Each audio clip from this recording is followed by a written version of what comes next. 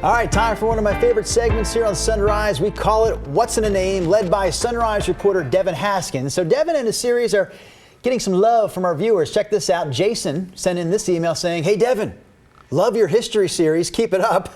Well, Jason, we have a new addition to this series this morning, but this one is not about the name of a local town or a city street. Instead, it's about the name of a screw. Devin Haskins joins us now. So Devin, please explain Portland's connection to what we all know as the Phillips screw. Yeah, you know how you're in the garage and your dad just yells at you and says, well, not really yells, but says, "Hey, I need that screwdriver, grab me the Phillips." So you run, you grab it for him. Well, I've done that multiple times. Had no idea though that Phillips design, Henry Phillips is the guy who designed it, and he changed how quickly cars were being made.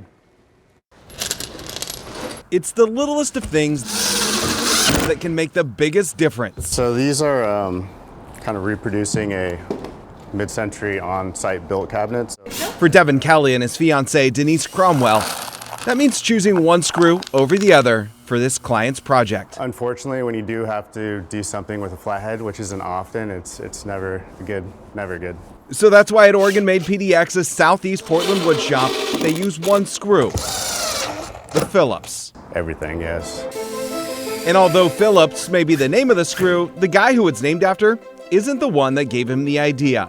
So it's a guy named John Thompson? This is Mike Allen. He's the author of an Oregon Encyclopedia article about the invention of the Phillips screw. There isn't much that's known about Thompson. Laborer is the best description I have of what he did. Thompson knew there had to be a better solution to the slotted screw.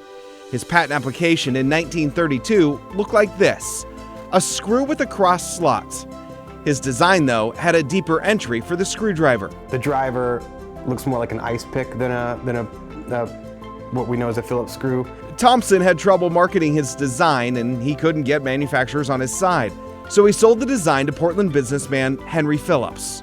I mean, he was a smart guy. I mean, he saw a good idea and snatched it up. Phillips redesigned the look, close to what we know today. In 1933, he formed the Phillips Screw Company. 3 years later, was granted a patent. A screw with a cruciform top, this time with a more shallow inset and a driver to match. The Phillips Screw Company would partner with the American Screw Company to mass produce them. He envisioned that it would be good for mass manufacturing, for using on assembly lines. He shopped his idea around and found the perfect customer, General Motors. The first car to use the Phillips screw in its design, the 1937 Cadillac.